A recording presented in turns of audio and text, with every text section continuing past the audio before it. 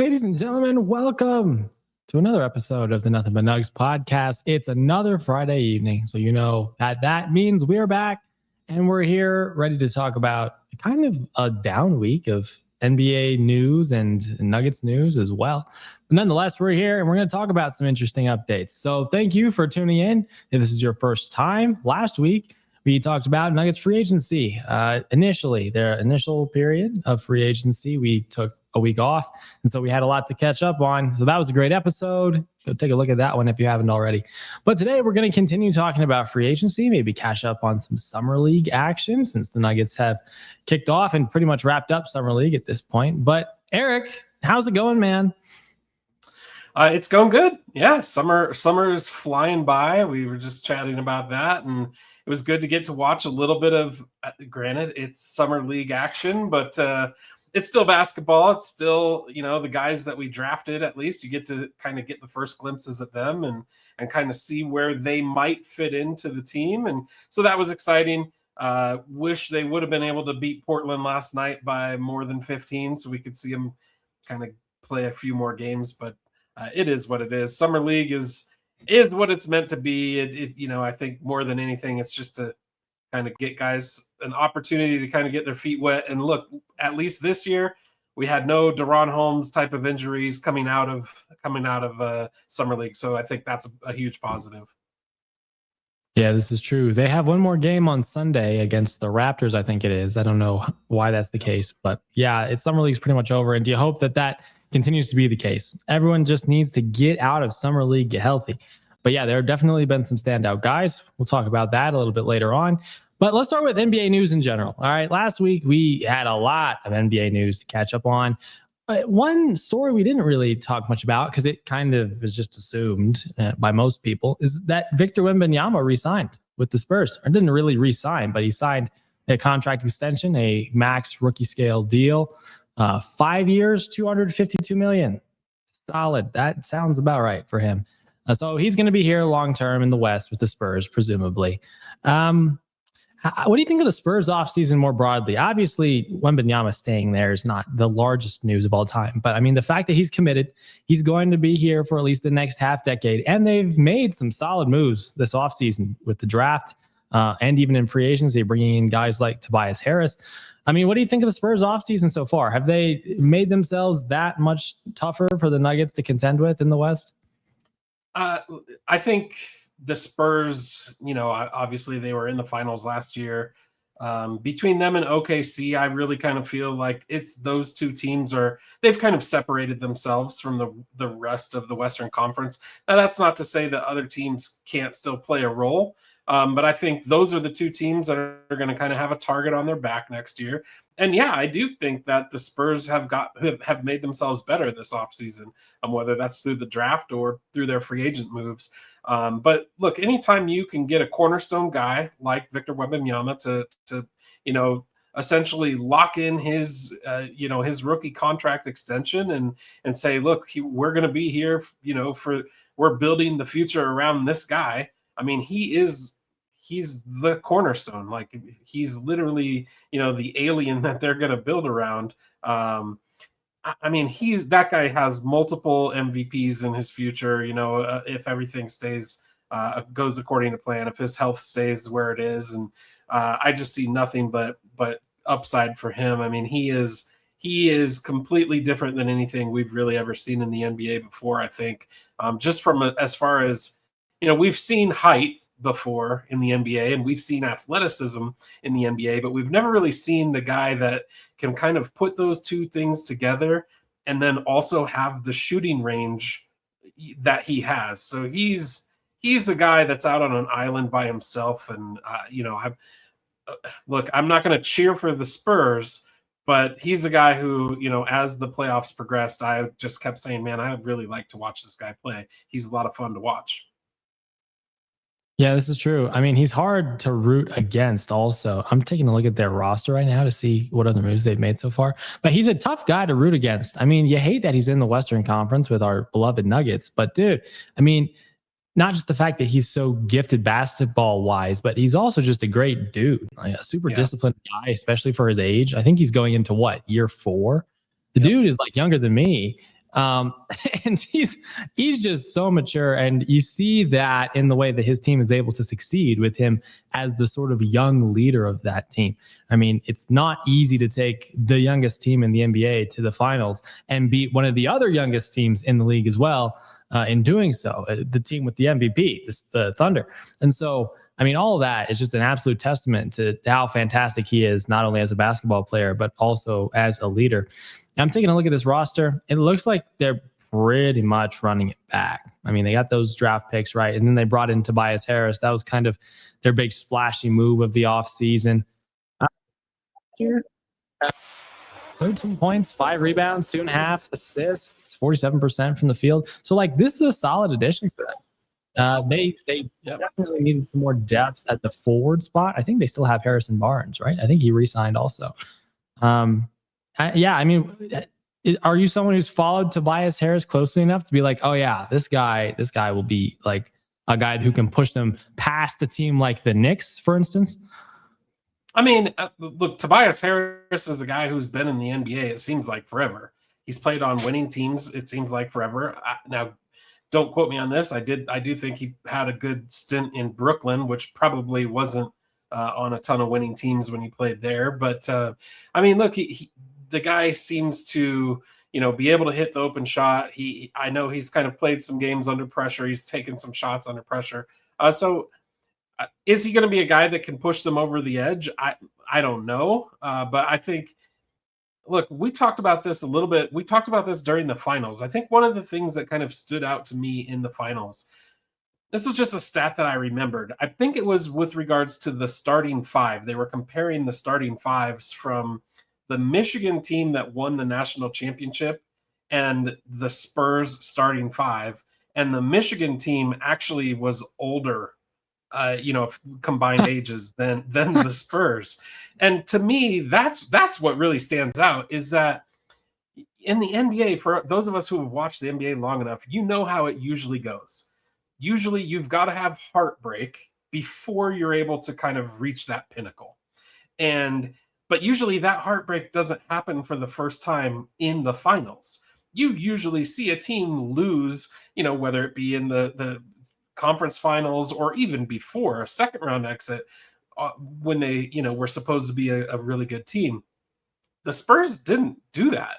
They made it all the way to the finals as this super young team. So I think adding a guy like Tobias Harris, that's a kind of a veteran piece. And maybe that was something that they need a little bit more of, is kind of that veteran guidance to reel them in when that, young guys, they sometimes make young mistakes. We saw it happen in the finals. It was just here and there in brief spots, but that play when Wemby grabbed the rebound and tried to hit Castle on the outlet, and Castle turned around and wasn't even looking for the ball, that ended up being a giant momentum play in that game. And I mean, I'm not saying it would have changed the series completely, but I think veteran presence on the court can sometimes slow that down and make sure things like that don't happen. And I kind of think that's what Tobias Harris was brought in for. Yeah, the one thing that I do think they need to kind of get figured out, though, in San Antonio is, they have De'Aaron Fox, but they also have oh gosh, why is my mind going blank right now? Harper. Dylan Harper. Mm-hmm. They've got to make a choice there as to who's going to be the guy that is on the court, because I think Harper kind of showed what he is going to be, but we all know what De'Aaron Fox can be as well.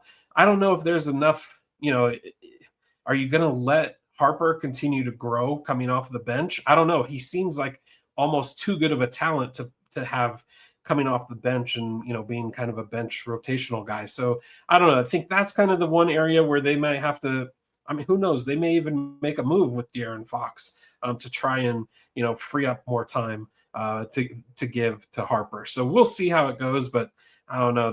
Those are good problems to have for a really talented San Antonio team, I think. Oh, absolutely. I mean, I'm looking at this roster. Depth is definitely an issue for them in like the best way possible, right? Yeah. You got Wemby, you got Vassell, you've got Keldon Johnson, Harris now in the mix with Harper, with Fox, with Champagny, Castle, Bryant, Barnes. Like that's 10 right there. And that's not even mentioning like Luke Cornett, who was their backup center from last season, for whatever that's worth. But yeah, they've got a lot of rotational stuff to figure out, and it'll be very interesting to see who kind of gets put where, right? Because I mean, how do you manage this starting lineup? You have Fox, you're paying Fox a crud ton of money to be a really good starting point guard, but at the same time, you have Harper, you've got Castle at the 2 guard, you also have Vassell who can play the 2, maybe a little bit of the 3, but mostly the 2, and then I mean, at the 3, now you've got Tobias Harris and you've got Champagny. So someone's going to have to play the 4. Very interesting situation for the Spurs. But all good stuff, obviously, from their perspective. So, yeah, that's the Wemby news and the Spurs news more broadly. LeBron, still unsigned, still a free agent. I don't know if that's necessarily surprising. I mean, at this point in his career, he's in no rush to get signed anywhere. So that makes sense. He's still weighing his options. He's actually receiving voice notes from different organizations with like an audible pitch, like a verbal pitch, since he apparently is not meeting with everybody in person. But at this point in time, something that's interesting, especially based on what we talked about last week, where we think our best fits for him are, top 3 teams in contention for him at this point: 76ers, Heat, and Cavs. In fact, I think Tyrese Maxey and like the whole gang of the top 3 guys on that team, I think it's now Brown, Embiid, some of those guys, I think all reached out to him. If not, it was just Maxey as the leader of that group doing that, reaching out to LeBron. Thoughts on this? It seems like LeBron's decision is getting closer. I mean, he has everything he needs, presumably, at this point in time to make a decision on who to sign with. Any thoughts on these 3 teams being at the top of this list? I mean, we talked about it last week. I still just can't see it being the 76ers because I just can't imagine him ending his career in Philadelphia. That's just me. I feel like he's going to go to one of the 2 places that he knows. Again, I kind of leaned towards the Heat just because of the golf aspect. I really do think that might play a role, but obviously he's from Cleveland, or the Cleveland area. He's from Akron, but I mean, it's right next to Cleveland. So that's where home is. And so it would not shock me at all to see him go back to Cleveland to kind of finish what he started. But, you know, I did see some things I thought were kind of interesting with regards to some stuff with the league and the actual television contracts that are being discussed right now.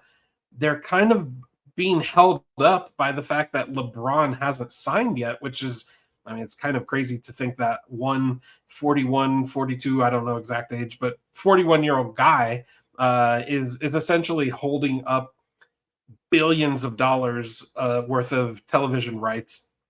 It's kind of mind-blowing to think about, but I think we'll probably find something out within the next week. That's kind of my guess.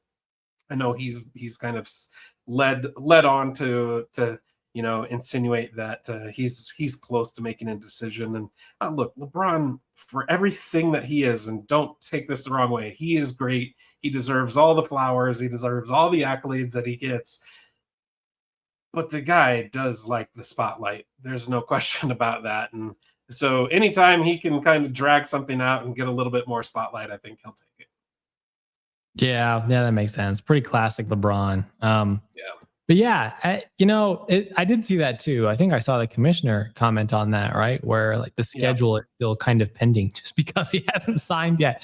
I mean, if there was ever an argument at this point in his career as to why he might be the best player of all time, I mean, that's a pretty solid justification for it. You know, just the fact that, again, this guy has just meant so much to the sport, and his decision at this point in time means so much that it's literally holding up like an entire scheduling process.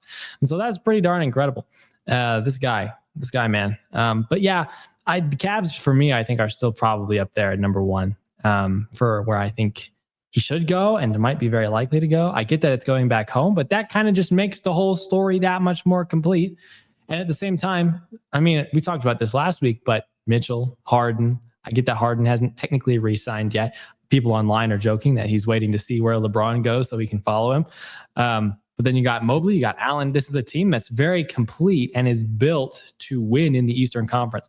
That's super appealing, you have to think, to LeBron James. So my guess, if I had to make one, I'm going to guess he goes to the Cavs. I think it's just the best overall fit.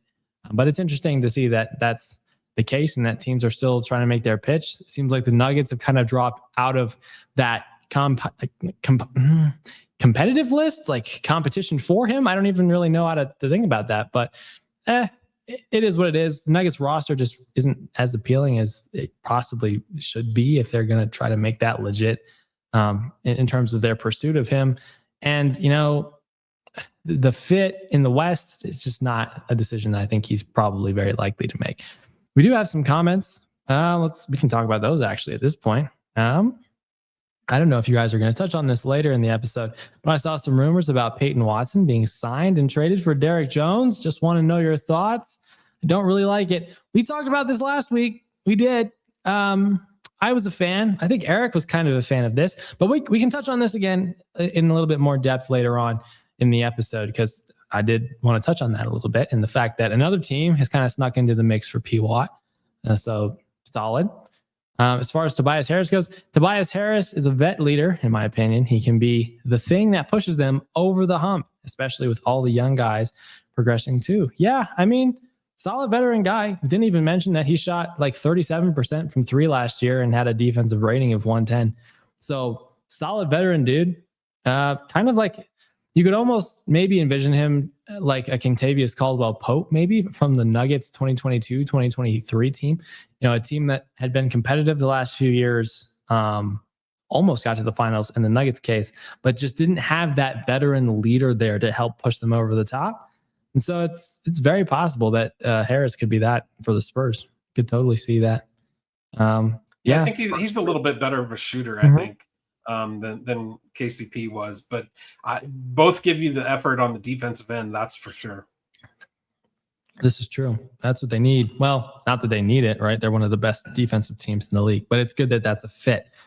The Spurs just made a lot of rookie or young guy type of mistakes, and it cost them, I think, is probably what it coded them, something like that. Yep. But they're really talented. Harper's going to be a stud. So personally, I'm choosing Harper over Fox. Yeah, long term, that makes tons of sense.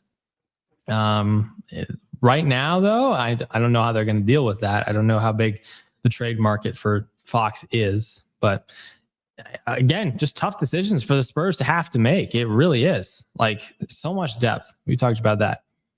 The Spurs just made a lot of... Oh, it's just an edited version of the last comment. I see. I gotcha. Yeah, it costs them. Oh, okay. And that's the second part of that. Okay, cool. Well, that's all the comments. Yeah, a lot of thoughts on the Spurs, it looks like, and that's understandable. You know, I mean, why don't you just like talking about the Spurs? It's tons of fun. Okay. Back to where we were. Now, this one's very interesting, right? We were talking about this a little bit beforehand, but some people might have missed it. So Gary Trent Jr. signed again. He re-signed with the Bucks for 4 years, $64 million. Now, if that sounds a bit ridiculous, it is a little bit ridiculous. Gary Trent has played each of the last 2 seasons on sub $4 million per year contracts and has not necessarily been too great. Even to the point where he was benched, I think, at some point last season. Now he's making over $15 million a year. It's like $16 million per year AAV. And the league is actually probing the Bucks.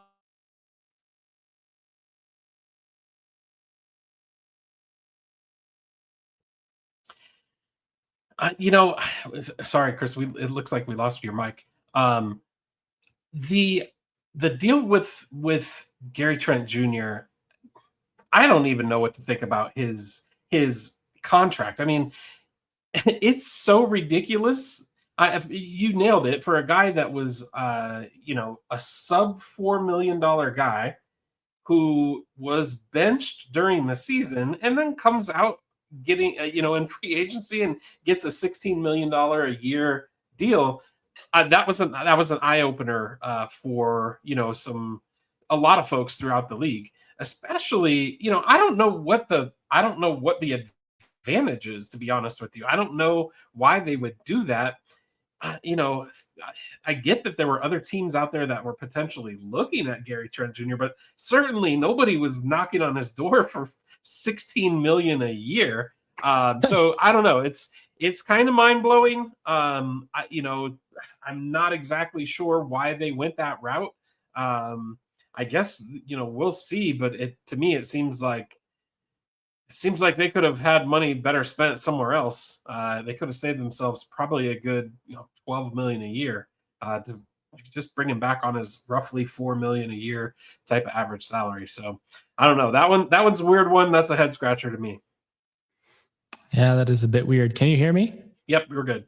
Okay, perfect. Yeah, it's so weird, and that's why the league's kind of digging into it. They think that there might have been a deal made a few years ago while the Bucks were more competitive, since they were dealing with some other salary cap related challenges. That they might have made an agreement at that point with Gary Trent saying, "Hey, okay, the next few seasons we'll pay you below what we think you're actually worth, but after we have some more cap flexibility, then we'll give you a legitimate contract that we think you're actually worth." And so that's kind of why the league is digging into this, because this really doesn't make any sense. Makes tons of sense from the Bucks perspective, right? You're trying to bring in quality depth during a period of time where you're trying to compete, and you're like, well, how could we maybe try to sneak this guy onto our team, in a way that doesn't seem too strange. But I mean, it does look very strange now, especially based on how he performed last year. So very funky stuff going on there. We'll see what the NBA's investigation into that, or probe into that, ends up bringing back. But man, oh my goodness, the Bucks doing a ton this offseason that's just not very good for their reputation. But I guess it's kind of been building over the last few years. That's unfortunate. But yeah, that's the fun news story of the week, is Gary Trent Jr. Now we got to shift to some Nuggets news, man. We talked about this guy a little bit on last week's episode. The Nuggets made it official. They made it official. They went out, they signed EuroLeague Defensive Player of the Year, Alpha Diallo, to a 1-year, $1.4 million contract, signing him away from a Dubai team that he was going to play for this upcoming season. Now, he's been trying to get into the NBA for the last couple of seasons, and so this is not the largest surprise, but he left about $2 million on the table in order to take this gig with the Nuggets. And so, I mean, clearly his dreams as someone who grew up in the United States is to play in the NBA. Is his first opportunity to do so. And so, I mean, any thoughts on this in particular by itself? The guy as a player, before we talk some fit stuff and what this could mean for guys like P. Watt and Spencer Jones. Yeah, I mean, as far as a player, the guy as a player, look, of course, the EuroLeague is a different league than the NBA. So we're going to see how big of a difference there is, how big of a gap there is, because it sounds like they didn't just bring him over to be a guy that sits on the bench. It kind of sounds like they're going to give him a shot and see what kind of, what he can do. But it addresses what the Nuggets talked about needing after the end of the last season. They needed more defense, and they needed somebody who was going to be able to go out there and play against, the guards and small forwards of the world who could, break them down and beat them in one-on-one type of situations. And from everything that I've read, I mean, Diallo can guard anywhere, any position on the court. That's kind of what they said. He can guard anywhere from a 1 to 5. I doubt he's going to be guarding many 5s in the NBA. But if you can get a guy who can really guard a 1, 2, and 3 and be able to put him on any one of those 3 that are out there on the court, I think that's an advantage anytime you have that ability to do so. We'll see how his shot is. I don't know. Again, he averaged about 12 points a game last year. So we're going to see how big of a leap it is to go from EuroLeague to the NBA when it comes to scoring. I know the ball is a little bit different. The game is certainly a little bit different. The competition level is drastically different, I believe. But, he seems like, obviously, if it's there, it wasn't just the Nuggets who were looking at him. There were multiple teams that had interest. So I like the fact that the Nuggets did go out there and get him. And, I hope he's able to address, some of those defensive needs that we needed so badly to be addressed in the playoff run last year. Yeah. Look, I think the last international guy the Nuggets signed, correct me if I'm wrong, but was it Facu Campazzo? Yeah. Dude, oh my gosh. Facu Campazzo. The days the days before the Nuggets hit their peak, man. Oh, what a wild time. But I mean, that's kind of what you hope doesn't happen here, right? Because Facu was hyped up to be this guy, international player, really good, solid point guard, great facilitator, and was able to contribute solidly in the league he played in. Did he come from the EuroLeague too? I think he came from the EuroLeague. I just know he's Argentinian, but he may have come from the EuroLeague. Yeah, somewhere. But regardless, what we saw there was clearly someone who's not quite able to fit in an NBA setting. It doesn't mean his skill set is bad. I mean, he's contributed to winning in other leagues, but it just goes to show how different the NBA is. And so for a guy like Diallo coming over, you're not paying him a ton, obviously. So that's good news if you're the Nuggets. It's good that you're paying him also to be in a bench capacity. We'll see if he's big enough to guard NBA threes. That's my thing. Yeah. It's been said that he can guard one through. Well, you said it's been said he can guard pretty much every position on the court, but I agree with you. I think in the NBA, it's probably going to have to be 1 through 3 mostly. I'm just not sure if he's big enough or fast enough to keep up with NBA threes. And so at that point, he kind of finds himself in a similar position to Bryce Hopkins, like we talked about a few weeks ago, where you have a guy who's not fully capable of competing against other small forwards in the NBA, but is not quite good enough at doing something offense-wise that makes him a true shooting guard. It's kind of somewhere in between. And so that's kind of where you hope Diallo doesn't end up finding himself, as a guy who is fast, is athletic, good defender, solid enough defender at the NBA level, but doesn't have a good enough jump shot to really fit in at the 2, and isn't quite big enough to hold it down against some of the larger threes in the league who are like 6'8", 6'9", like 2 or 3 inches taller than him. So we'll see how that all plays out. But if there's one thing to like, if there's one thing to be excited about, it's the fact that he's a defensive-minded guy, and the offense is good enough to the point that him joining a Nuggets coaching staff that has a reputation, at least 1 year in, for developing guys offensively, you could totally see the hope there that his shot improves enough or stays solid enough to the point where he becomes a solid contributor off the bench for this team at probably the small forward position, considering he's the only other small forward on the roster right now besides Cam Johnson. I guess Bryce Hopkins too, right? But Bryce Hopkins hasn't officially signed his contract yet, even though that's anticipated. But as far as small forward depth now, obviously this raises major questions about Spencer Jones. We'll get to Peyton Watson in a second, but Spencer Jones in particular. To me, this seems like the Spencer Jones replacement move. Is that kind of how you're reading this?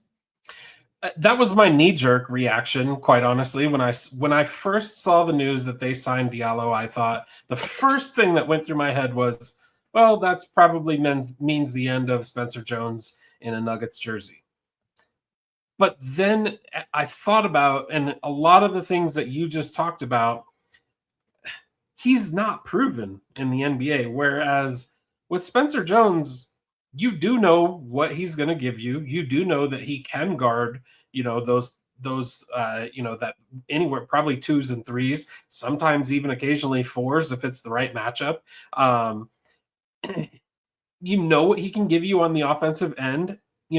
Granted, it's not going to be every night where he's pumping in 20 points a night, but he's good for a solid 10 to 12 if given open shots. I think his 3-point percentage improved dramatically year over year, even with more shots. So that was kind of nice for Spencer Jones. But I do think it certainly brings into question, like, is this plan B?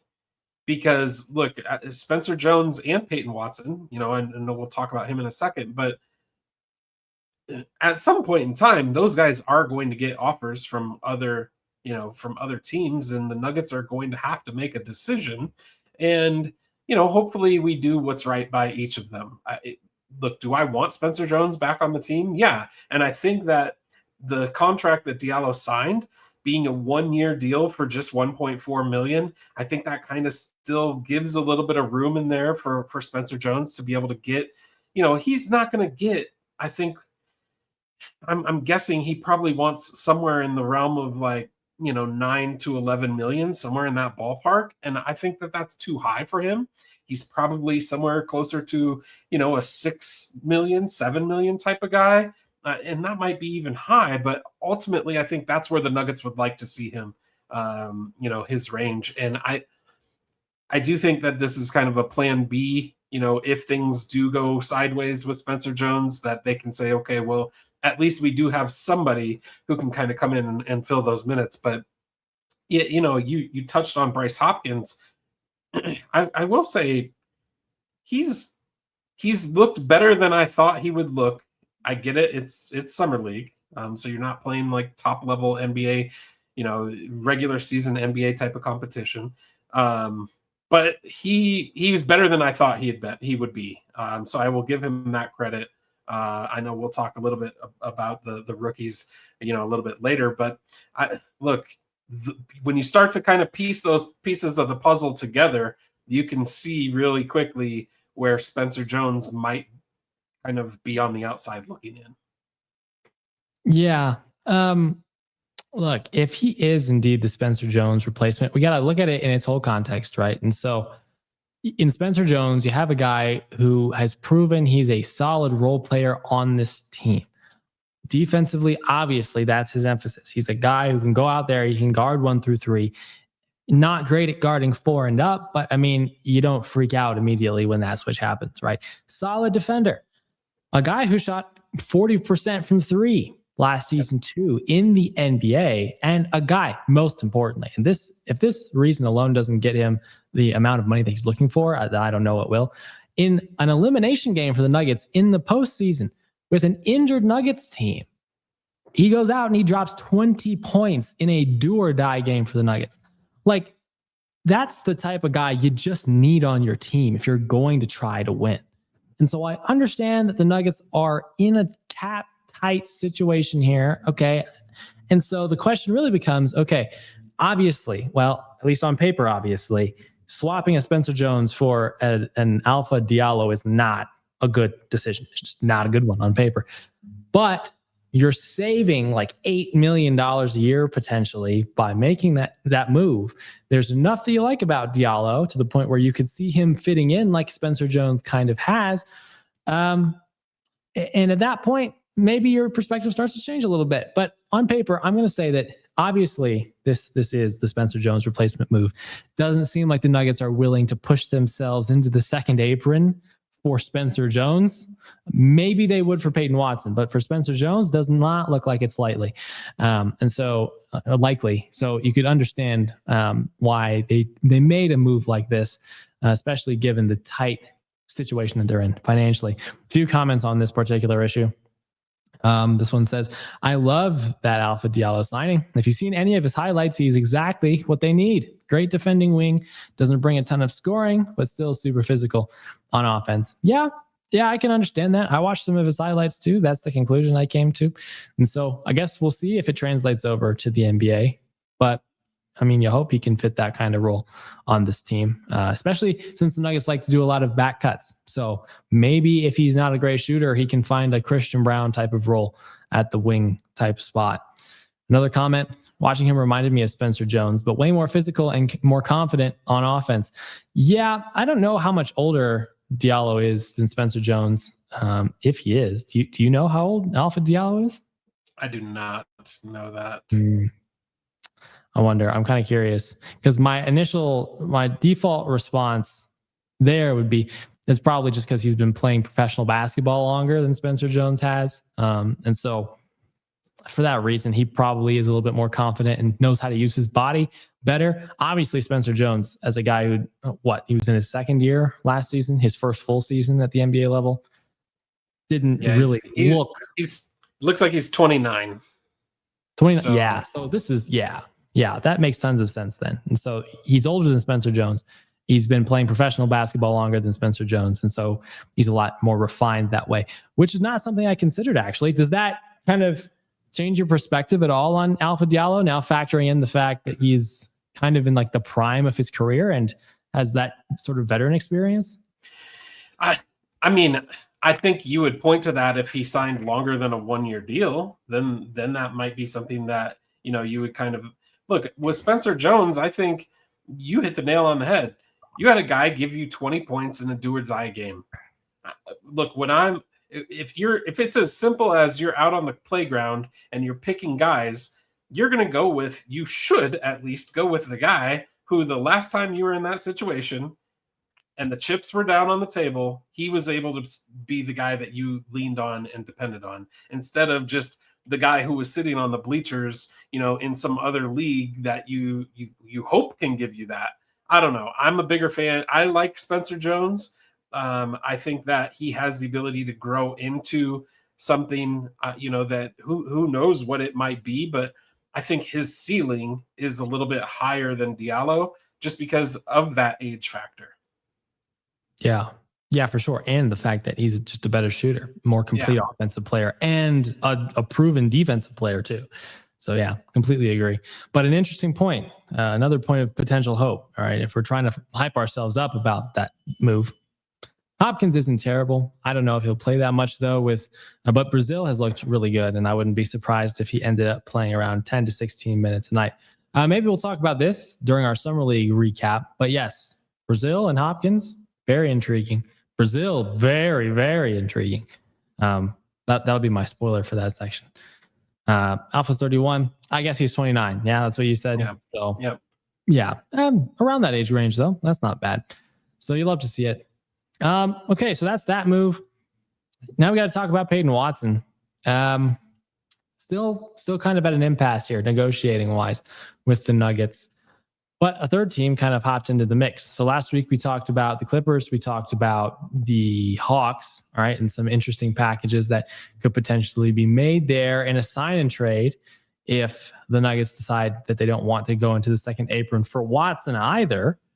But the Bucks are the third team that emerged this week as an interesting sign and trade suitor potentially. I'm curious to hear your thoughts on this, because I think the Bucks, even though they're kind of in a financial situation that would make it tough for us to work out just a direct one-to-one sign and trade, and we'd have to add another team in there, I think the Bucks have at least an interesting guy or two that they could potentially include in a sign and trade with the Nuggets that might actually help the Nuggets from a depth perspective. But what are your thoughts on the Bucks joining the Peyton Watson pursuit?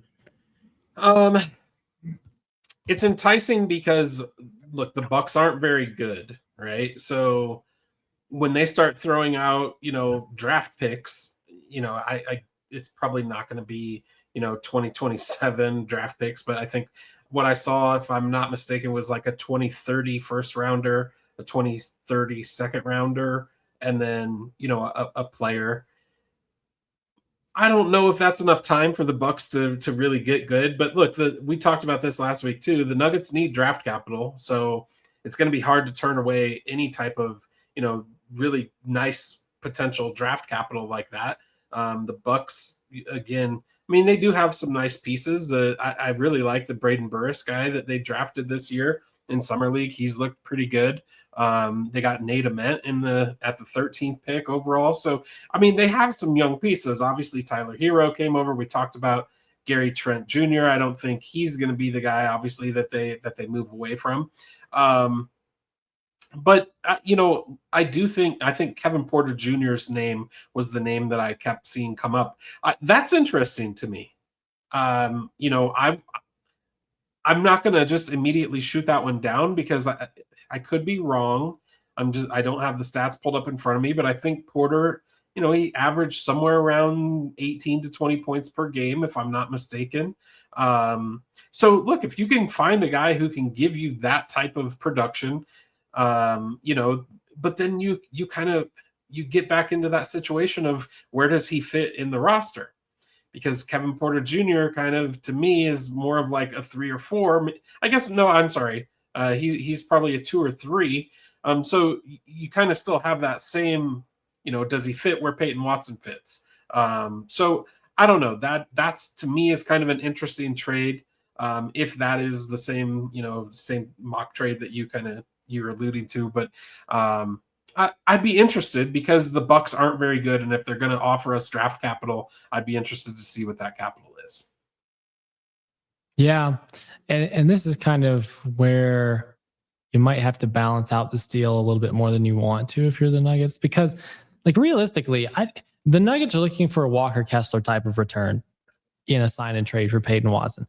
That I can almost guarantee you is not going to happen. Yeah. They're not getting 2 first-round picks and then 2 first-round pick swaps for Peyton Watson in a sign and trade.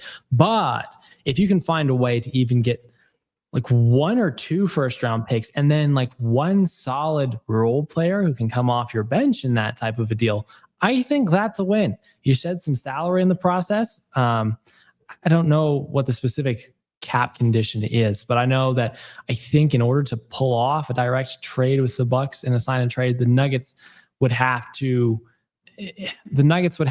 get back like half of Peyton Watson's salary worth of contracts in return or something like that in order to make the money possible for both sides, something like that. But regardless, if you could get just like 1 role player and then like 2 first-round picks, I think that would be a solid enough win in a Peyton Watson sign and trade with the Bucks. Now that 1 player could be any number of guys, right? I mean, Kevin Porter Jr. is a guy you mentioned. You are right. He averaged 17 points per game, 5 rebounds, 7 assists.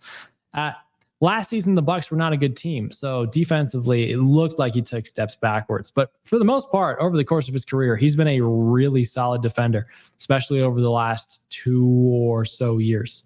And so that's obviously something the Nuggets would like out of a 6'5" guard. He's not a good shooter. And so, I mean, it's almost like bringing in a left-handed Russell Westbrook, but without the accolades, right? Very interesting if they were to go that route in a potential sign and trade with the Bucks. And another guy, AJ Green. That's a guy I heard kind of get tossed around in this particular discussion. Another 6'4" guard. But hey, look, man, this guy shot 40% from 3 in each of his first 4 seasons at the NBA level.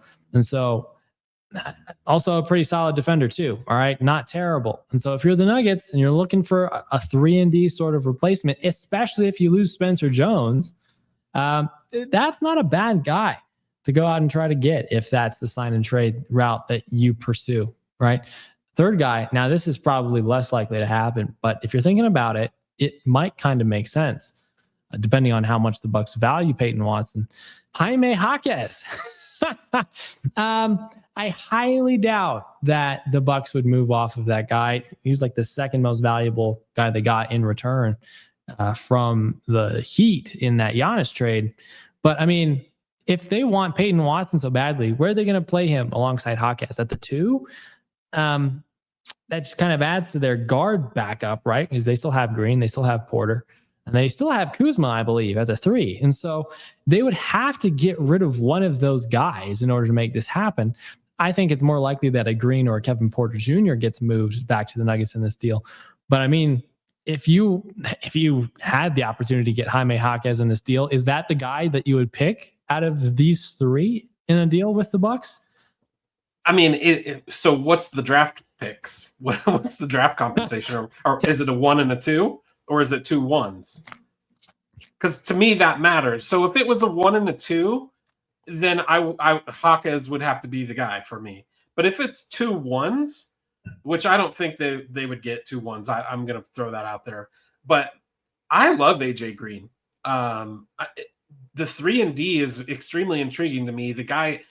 look, I will, as a self-admitted Northern Iowan Panther, I would love to see that guy on the roster. So, you know, I will say, you know, maybe that's a little bit hometown cooking for me, but he has proven that he's a dead-eye shot, and he's going to be that missing 3-point shooter that we haven't been able to find. You know, I guess Cam gives us a little bit of it, but you know, really from that two hole, you're looking at guys like Christian Brown. Well, he's not a dead eye shooter. You know, so we've struggled to find that. I will say the one name that just for me cannot be on the board is Kuzma. I don't want any part of Kyle Kuzma coming to the Nuggets, but that's just me. Yeah. You and my dad both, for what it's worth. Kyle Kuzma, that experiment has kind of run its course, it looks like. Yeah. Yeah, very interesting thoughts. We got some comments on this. I like KPJ a bit more than Derek Jones Jr. for Pewat, especially if it comes with some picks. I actually disagree with this. It's a junior comparison, I guess. Let's take a quick look. Last season, last season, Kevin Porter Jr. played about 38 games. Derek Jones Jr. played 50. They played about within 6 minutes per game of each other. Obviously, Kevin Porter Jr. scored more. Did not shoot the three as well as Derek Jones Jr. did, though. Derek Jones Jr. was a solid 4 points higher in 3-point shooting percentage. Kevin Porter Jr. is the better defender, though. And so, I mean, for that reason, it's kind of tough. But then you also have to like the athleticism of Derek Jones. And the fact that he's been on some competitive teams the last 2 seasons, and Kevin Porter Jr. not really. It's kind of a toss-up there, right? I guess it does. At that point, then picks might matter, right? If you're looking at the Clippers, and the Clippers are like, hey, Derek Jones Jr., 2 first-round picks in exchange for Pewat, and the Bucks are like, Kevin Porter Jr., a first-round pick and like a second-round pick. Then you kind of put yourself in a very tough situation. It's almost a toss-up at that point. Again, it probably depends on when the first-round picks are given, what years they're related to. But it's very interesting. I've personally liked Derek Jones Jr. more than Kevin Porter Jr. But I mean, it's a toss-up. I mean, if you had to pick between those 2 guys, who are you picking, Eric? It's a toss-up because look, I think Derek Jones Jr. is probably a little bit more proven. But look, I mean, wasn't Kevin Porter Jr. like the number 2 overall pick? I think he was an extremely high draft pick, if I'm not mistaken. So he's clearly got a super high talent level, a super high, potential. But at some point, at what age does potential just kind of run out of steam and you are just what you are? It's kind of like Marvin Bagley. He came into the league with just a ton of upside, a ton of potential. He's never really hit that upside or that potential. He's just kind of been what he is. So I don't know. To me, I think you're probably right. It's 6 one way, half dozen the other. It's at that point, you're really, I think, dependent upon what that draft capital is that's coming back to you. And you try to, maybe there's something that goes with saying, I mean, I don't know the inner workings of these teams. I don't know the relationships that, maybe agents have with the front office. So sometimes things like that make a difference. So I don't know, those are the kinds of things that might come into play. Yeah. Derek Jones Jr. is also a few inches taller and a little bit heavier and a little bit older too. So all of this factors in, man. So many different variables here to consider. Kevin Porter Jr. was the 30th overall pick in the 2019 draft. Funny, of the Milwaukee Bucks, and he got traded that evening. But yeah, 30th. So interesting. Yeah, that's a toss-up. Tough one. Here's another comment. If the Nuggets choose not to go into the second apron with regards to Watson, they're not trying to contend. Almost all contenders besides the Spurs are in or close to the second apron. Owners are being greedy. Yeah, look, I mean, the Spurs will probably be there in the next few years too, right? One would assume they'd be in those conversations pushing up against it. It is tough when your owners don't want to compete. Right. It's tough, right? You have to, especially when you have one of the best, if not the best players in the world on your team. Like, you just have to understand, you got to sell out. That does not happen. You have to sell out for winning. You just have to make it happen. And so now I've had this thought before, right? And I'm curious your thoughts on this, Eric. But going into the second apron for Peyton Watson, to have him play where, right? Because the idea here would have been, okay, we're going to trade Cam Johnson and re-sign Peyton Watson. He starts at the 3. Or we're going to trade Christian Brown, re-sign Peyton Watson, and he plays at the 2. But if you're not going to be able to move either Brown or Johnson, then where is Peyton Watson going to play? Who's going to go to the bench? How is that going to impact teammate chemistry? Right? How is it going to impact the rotation? And so there are so many different factors here that make going into the second apron for Peyton Watson tough unless a corresponding move is made. But what are your thoughts on that in particular? Yeah, you're spot on. I mean, that's the tough part. I think, look, in a perfect world, right? In a perfect world, the Nuggets are able to move Christian Brown, sign Peyton Watson, have him come in and play the two, and then kind of everything works itself out from there. You got Cam in the three. Maybe Cam gets extended, maybe not. It depends on how the Nuggets season is going. Ultimately, Cam could be, I hate to say, when the next trade deadline comes, but if something has happened and the Nuggets are sellers and not buyers at that point, they're probably looking to move Cam Johnson.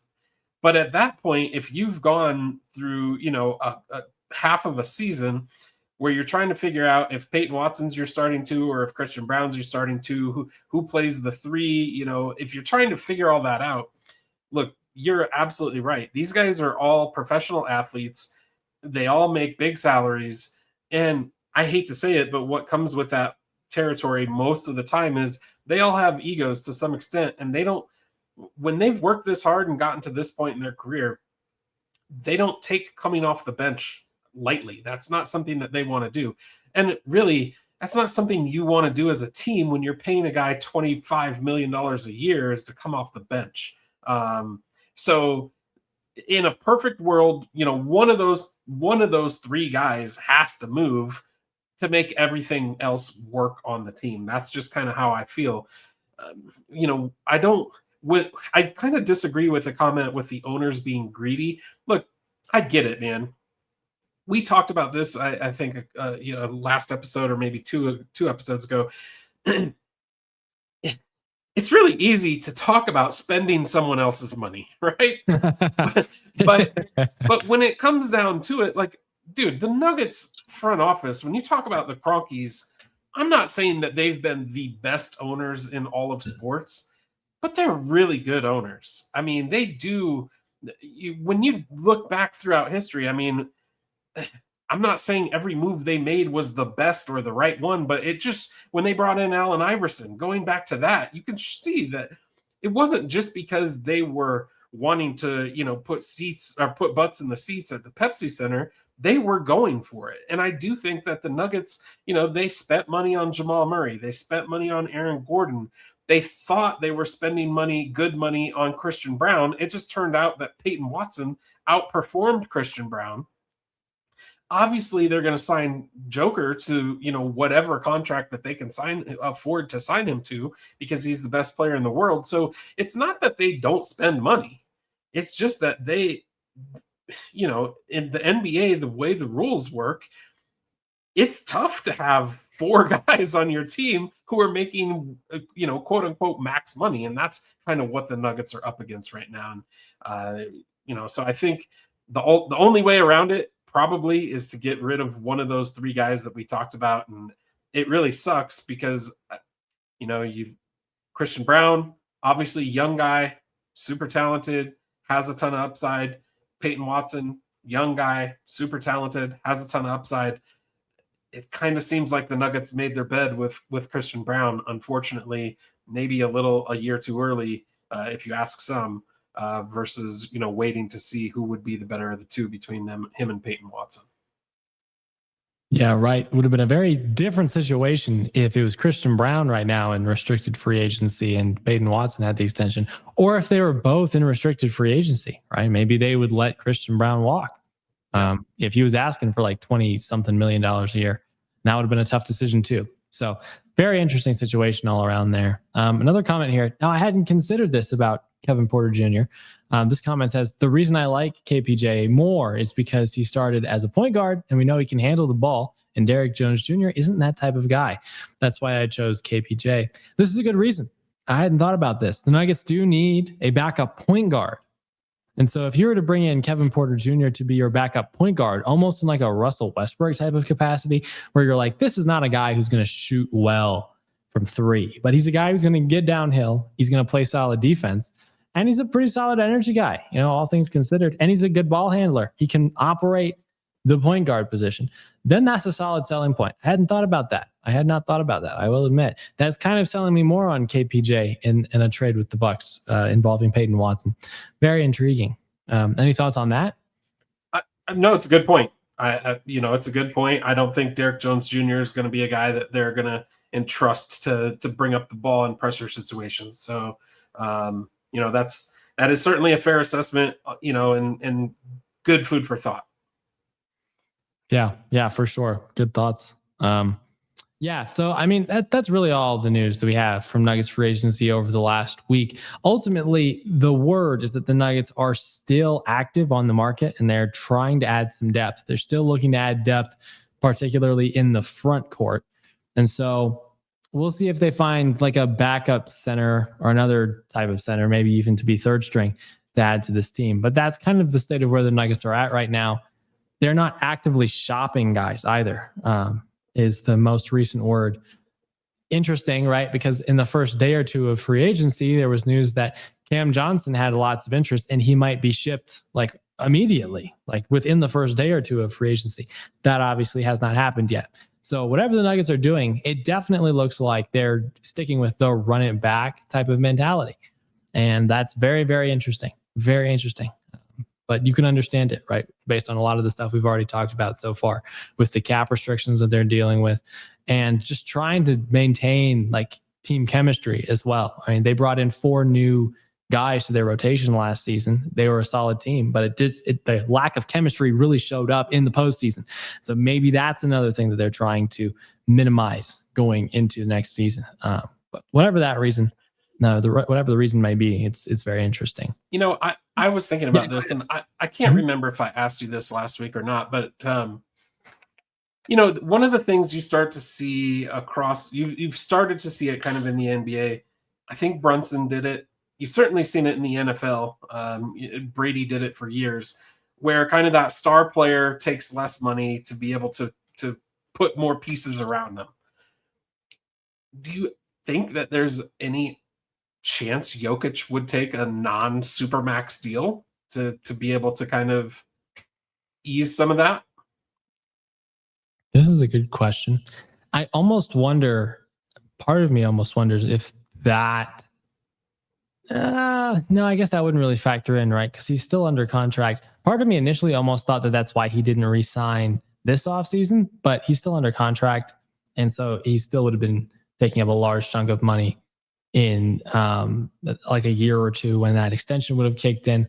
And so waiting a season just makes that cap hit even larger.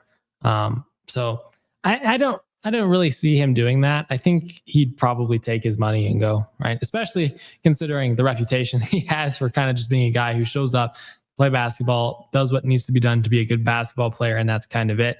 Not really focused on a lot of the off the court stuff. And so given that he is in the back end of his prime almost now at 31 years old, retirement probably in the next 8 to 10 years at minimum. I could see him trying to take that max contract. I don't know if he'd take less just to make the team more competitive. Are those your thoughts? I agree. I mean, my whole thing is there's certain guys I think you could point to in the league who have earned it. And all you have to do is look at Joker's arms 40 games into the season and tell me if the guy's earned it. I mean, he wears his stripes literally on his arms, and it's, how many scratches he has. He's got scars up and down his arms just because, like, it's kind of ridiculous. I mean, I'm somebody who, had the ability. I watched a lot of Shaquille O'Neal's games when he played. Shaq was one of those guys who he took way more physical abuse from, the other guards and centers and forwards in the league than he ever really got credit for. People would hit him, and they do the same thing with Jokic. People hit him. They're very physical with him. They push him around. They shove him. He pushes back. And he, like I said, he wears his I don't know if you want to call them scars, his battle scars, but he wears them on his arms. And I'm not saying you don't see it with anybody else in the league. I'm sure there are other guys on other teams who kind of get that same type of abuse, but I just feel like in the league today, there's nobody quite like Jokic who takes that type of punishment night in and night out. Yeah, this is true. Yeah, that is a great reason why he's earned every cent of that money that he's going to get next offseason. Dude just takes an absolute beating for the sake of this team's success. No other way to put it, especially since he's carried this team so much over the last few seasons. Yeah, it's definitely going to be the case that he takes that in all likelihood. If not with the Nuggets, with someone else. But I think it'll be with the Nuggets. I think that'll be the decision he makes. Before we touch on Summer League, and another smaller interesting piece of news that's been discussed over the last week or so is the Nuggets looking for a new top assistant, preferably someone who has head coaching experience in the NBA. And so a name that's popped into conversations about that opportunity over the last week or so is Dave Yeager. That's very interesting. A guy who was the head coach of a pretty solid Grizzlies team in the mid 2010s. Yeah, he was a part of being the architect of that grit and grind, or whatever that fun nickname was for the Grizzlies at that point in time was. A solid defensive minded coach. And so he's a guy who's apparently on the Nuggets radar to be Adelman's top assistant coach on the bench, just to provide that veteran experience. Any thoughts on, I guess, first the Nuggets looking to find a guy like that to fit in that top assistant role, but then more specifically about Dave Yeager himself? Look, I guess it doesn't surprise me that they're looking for more, veteran leadership from a coaching perspective. Adelman had a pretty young, obviously he was pretty young, first year head coach. I think he did have a little bit of, there were some guys on his staff who had some prior experience, but certainly nobody with, multiple, we'll say like decades of experience in the NBA coaching. So I think it would be good to add, somebody with that type of veteran presence. Now, as far as Dave goes himself, I'm never going to argue when the Nuggets want to bring on somebody more defensive minded. Because that's clearly been, you could look back to the Doug Moe years. And probably further back, the Nuggets have really never had like this defensive mindset, which rightfully so. Denver is a city where your main goal should be run and score as many points as you can. Exactly. Mm-hmm. That's how you should win in Denver. But we have found out multiple times in the playoffs, sometimes when you get to the playoffs and that game becomes smaller and you have to win on the road, you can't always just go up and down the court. You've got to be able to sit in and play a half court defense. And I think that's kind of what they're identifying is saying, hey, we have to be able to, do something different because what we've been doing clearly hasn't worked. Yeah.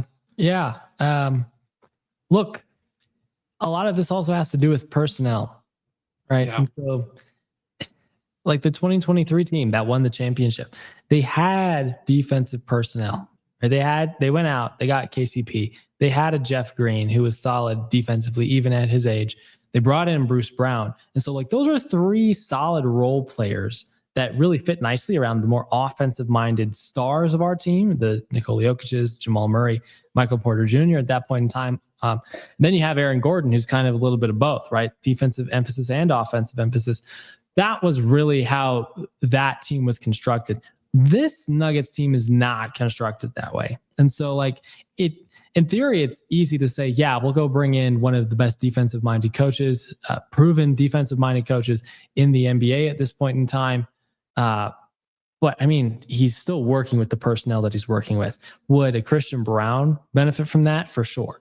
Would a Cam Johnson benefit from that? Yeah, sure. Would even an Aaron Gordon benefit from that? Yeah, sure. But guys like Joker and Jamal Murray are probably not going to significantly improve just because you brought in a defensive-minded former head coach as your top assistant. And some of the guys on that bench, right? Tyus Jones, only going to be so good as a defender. Julian Strawther maybe has some potential for that, but it's like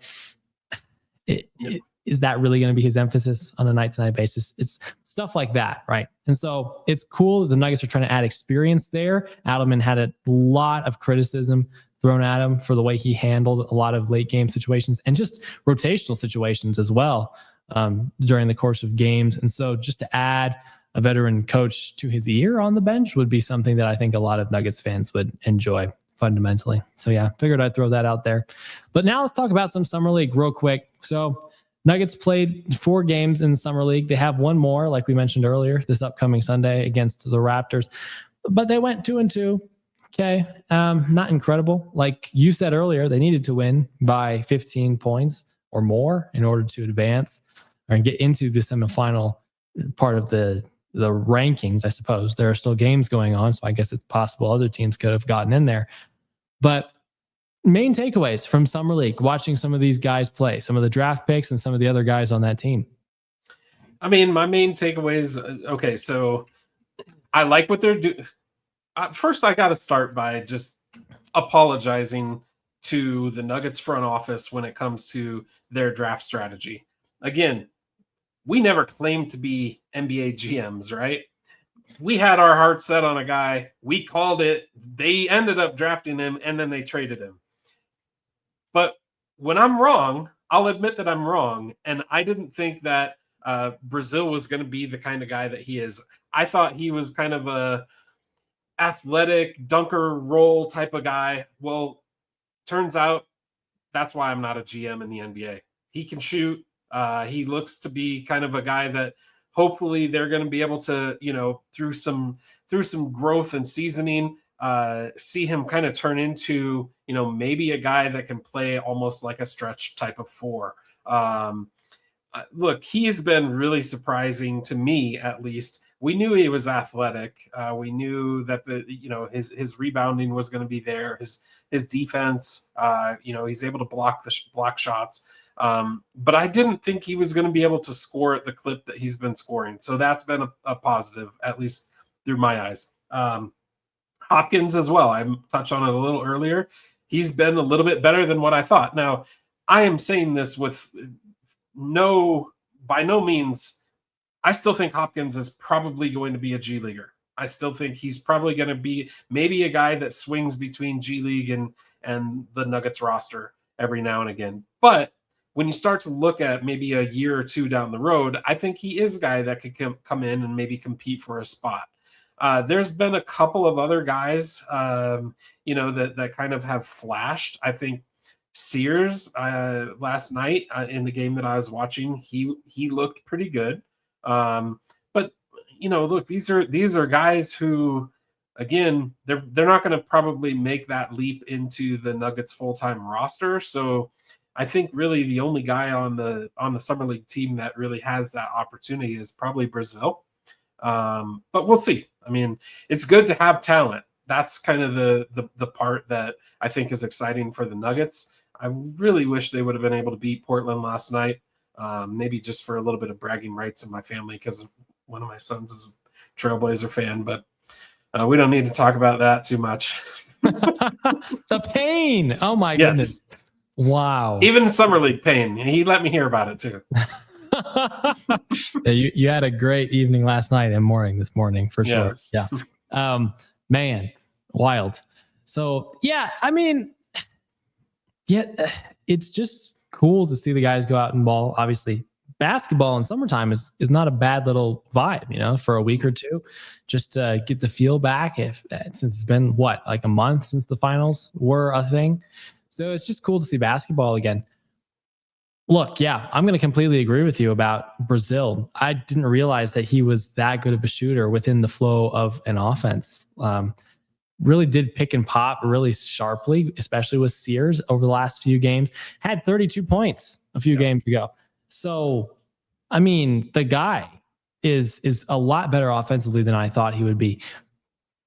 He's really athletic too, obviously. So all the stuff that he was hyped up to be athletically is definitely the case. I think there's that one image of him like getting almost up to the top of the backboard to like block a shot. That's insane athleticism for a guy who's like 6'10".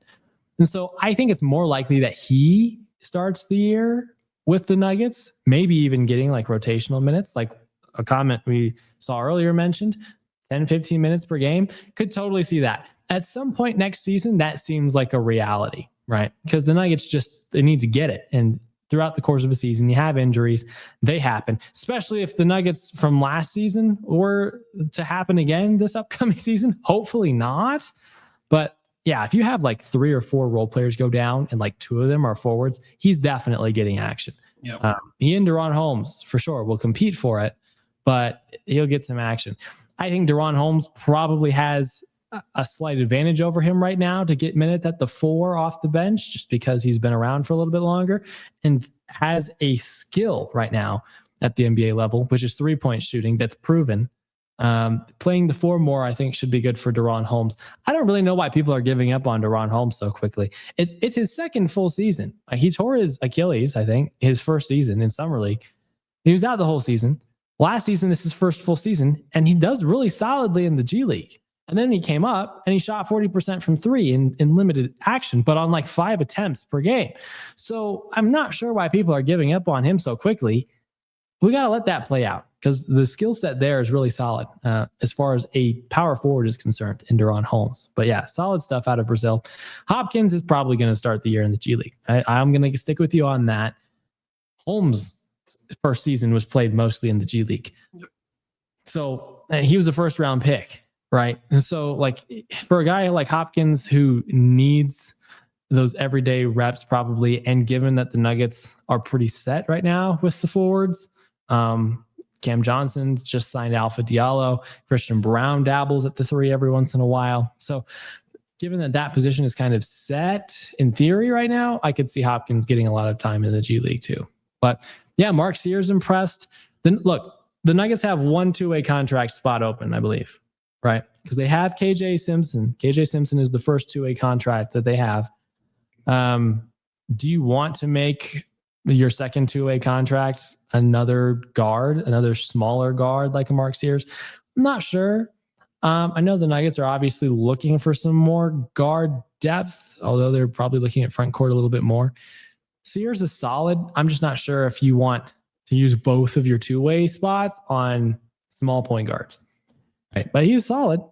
Look, the Osifo guy, I don't remember his first name. If Osifo was like 2 inches taller, that would be a guy I think I would love to give like a 2-way contract to. Yeah. At that point, I mean, you got like a 6'10" tall guy who can shoot the ball pretty solidly, not too bad defensively, good athleticism, solid instincts. That's a guy who's also kind of stood out to me in Summer League so far. But it is what it is. We'll see how the Nuggets end up dealing with it. Didn't PJ Hall get a 2-way contract at one point in time? Yep. The Summer League.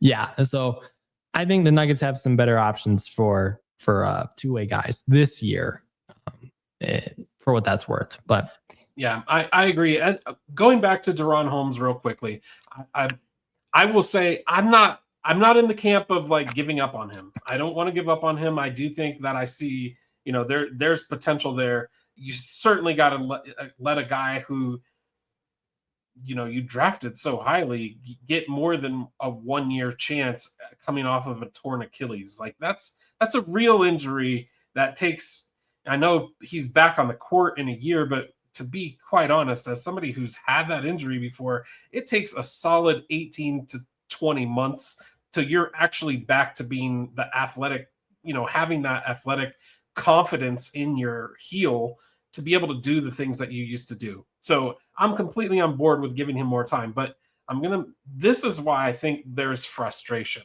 And I am in this camp of the frustrated camp because on draft night, the Nuggets traded with the Suns.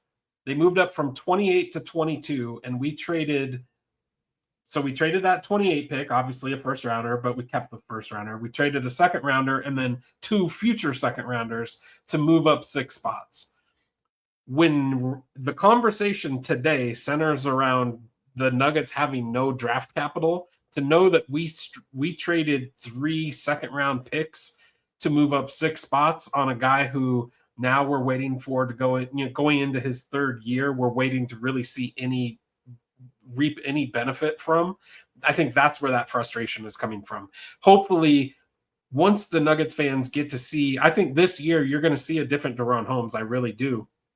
I hope he can stay injury free and get out there. And the guy can shoot. We already pointed this out. The guy can shoot the ball. There is no doubt about it. If he can get out there and give the Nuggets solid minutes, then I think we can start to all kind of get back on board with, okay, this is the guy who we moved up 6 spots with, with those three draft picks, trading those 3 draft picks. We moved up 6 spots to get this guy, and he is now impactful on the Nuggets. That's what we hope for anyways. Yeah, absolutely. It seems like the Nuggets are almost treating him that way so far this offseason too, because it's his second full season being able to play. And he didn't go back to play summer league with the guys. He practiced with the summer league team, but he didn't play in any summer league games, which is pretty much the treatment given to guys who are rotational guys, especially at this point in their career. So it feels like the Nuggets are committed to him, as they should be. He needs an opportunity to demonstrate what he can do at the NBA level. And so he's got like 3 or so years to do that, 2 or 3 years. The Nuggets are going to need him to do that. And so, yeah, it would be solid if he could really step up and flash the potential that made him such a high first round pick, relatively speaking. Not necessarily high, but the Nuggets giving up a lot in order to get him. See if he can justify that at this point in his career. We get a comment here. What about Roddy? Roddy, question mark. David Roddy. Initial thoughts on Roddy. I mean, he had his moments in very limited playing time at the end of last season. Undersized for a power forward, though. Shooting kind of inconsistent, but I mean, he's a big body, right? And he kind of demonstrated that he can fit in defensively. Roddy's still a free agent. What do you think about David Roddy? So I love what David Roddy brings to the team. I just don't know how you carve out, on a team that is a playoff contender night in and night out. I don't know where you find the minutes for him. I mean, look, he's the energy. You can't question the energy and effort that he brings. That's what he's going to give you. But it's not going to be like a consistent 12 points a night or, 10 rebounds or 7 rebounds a game type of deal. You're going to have nights where he probably gives you nothing from a point perspective. So it's hard to keep guys like that around. So that's, do I love him? Absolutely. I love having him at the end of the bench, kind of, if that's a guy who we could, kind of in the situation that they had him in last year, where they brought him in at the end of the year to really kind of fill out the roster. But look, that's just being selfish as a Nuggets fan. I know he's a CSU guy. I know there's a ton of people in Colorado who want to cheer for him. I think the best thing for him is probably to find a spot on a team where he can actually get the minutes, and see his game progress versus, coming and sitting on the bench for the Nuggets. That's my thoughts on David Roddy. Yeah, that makes sense. I would agree with that. He's 6'5", 255 pounds. The Nuggets already have one very unique big man on their team in Nikola Jokic. I'm not sure if they need another one. Yeah. It's just strange, and especially one who doesn't shoot well. He did not shoot well from 3 last year, and scoring, like I said, was relatively inconsistent. So I just don't see him being re-signed by this team for that reason. I think they have they had enough other guys at the forward spot, like the Bagleys of the world, the Brazils of the world, who can probably, the Holmes of the world, who can probably fit in better at a front court position off the bench than David Roddy can. And so, yeah, I don't really see that being a fit. So to that point, comment about this, Holmes and Brazil are better than Roddy. I would tend to agree. I would. I like both the potential of Holmes and Brazil over a guy like Roddy, who's been around for a few years now and just hasn't made it work. And so, yeah, we love him as a Colorado State guy, although I'm personally a CU fan. Sorry about it. But, I mean, I like to see the Colorado State guys succeed in general in the NBA level, even if it's not at the college level against CU. But, yeah, I mean, hopefully he gets another opportunity somewhere else and gets a chance to work on his skill set a little bit more this offseason. But yeah, so right now, in conclusion, to wrap up today's episode, after 3 weeks now, I think, of free agency. The Nuggets roster currently looks like this. Okay, you got Jamal Murray at the point guard. You got Christian Brown at the 2, Cam Johnson at the 3, AG at the 4, Jokic at the 5. The bench is Tyus Jones at the 1, Julian Strawther at the 2, Alpha Diallo at the 3, Zeke Naji at the 4, probably right now. In the depth chart, you probably would put him up there, maybe even above Holmes. They'll probably battle it out with Brazil for minutes. And then Bagley at the 5. And then third string is KJ Simpson, Bryce Hopkins, and then you got Brazil. There's someone else I think that I'm forgetting. Can't remember who it is. Oh, Holmes. I just said him. That's why. It's Holmes. That's an interesting team. I'm not sure how good that team will be. There are definitely some interesting skills on this team, but will they be able to put those skills together efficiently enough to be a top 4 seed in the West with this current roster and this current context, given the improvements the Lakers have made, given the improvements the Rockets have even made, the Timberwolves, obviously, I'm just not sure. I think this team right now is probably a 5th or 6th seed team in the West. And so they definitely have some patching to do. Any other final thoughts on this team before we get to it? Or I guess wrap it up and then get to it next week. I guess my final thought is I look, I know what we've said as far as who they're going to have to move off of, whether that's Christian Brown, Peyton Watson, or Cam Johnson. I still think the way that this team shapes up the best is if you're able to get Peyton Watson back at that 2 position.